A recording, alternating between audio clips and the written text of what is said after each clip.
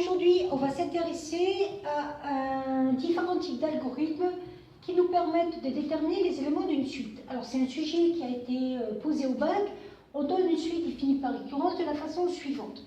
Et on nous demande de vérifier dans les trois algorithmes lequel est le pertinent. Et le plus pertinent est le juste d'ailleurs. Alors, on va essayer de voir ce qu'on nous demande d'afficher quand même. Nous, on souhaite écrire un algorithme, donc ça, il n'y a pas de souci, qui, pour un antinaturel n, affiche tous les termes de la suite, donc tous les termes du rang 0 au rang n. Donc en gros, on veut un algorithme qui va afficher U0, calculer U1, puis afficher U1, calculer U2, puis afficher U2, etc. Calculer UN, puis afficher UN. C'est ce qu'on nous demande. Donc on va essayer de tester les trois algorithmes. Alors on va commencer par l'algorithme numéro 1. Donc algorithme numéro 1. Donc V est un réel, IN sont des entiers. À la rigueur, ça on s'en fiche un peu. Lire N. Donc N, ça va être l'élément par rapport auquel on va calculer tous les éléments de la suite jusqu'à ce rang N. V prend la valeur 1. Ça veut dire qu'au départ, V égale 1, ça correspond au V0 qu'on a dans la suite définie par récurrence. Je commence une boucle pour I variant de 1 à N. C'est-à-dire, on va commencer à I égale 1. V prend la valeur 9 sur 6 moins V. Donc, ce qu'on est en train de calculer ici, 9 sur 6 moins V, donc 9 sur 5, c'est l'élément V1, en fin de compte. Fin du pour. Donc, ça veut dire que qu'est-ce que va faire cet algorithme? Il va calculer, il va repartir au I, donc il va calculer pour I égale 2, V égale V2, etc. jusqu'à I égale N, V égale Vn. Et il n'affiche pas. Si vous remarquez, il n'y a pas marqué affiché ici.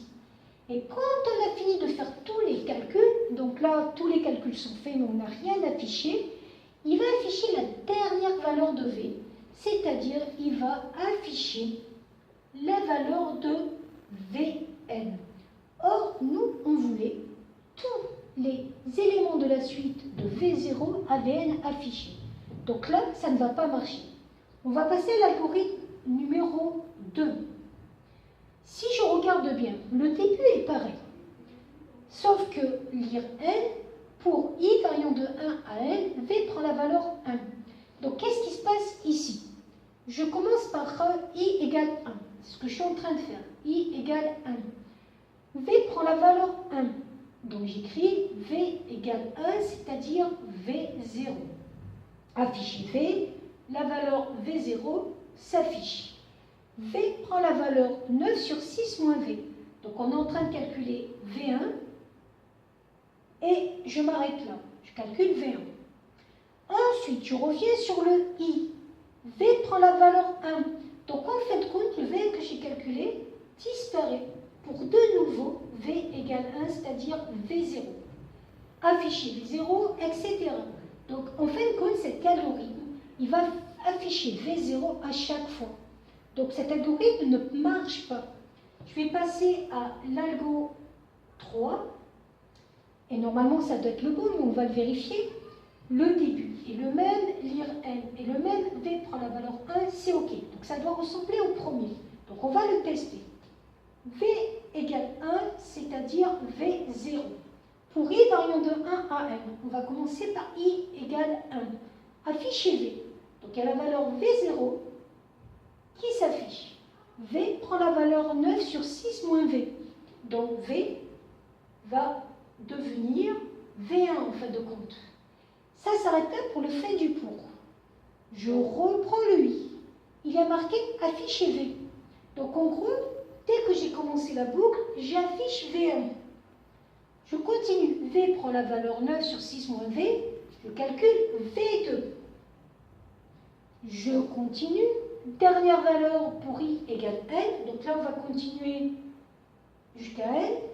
Afficher V.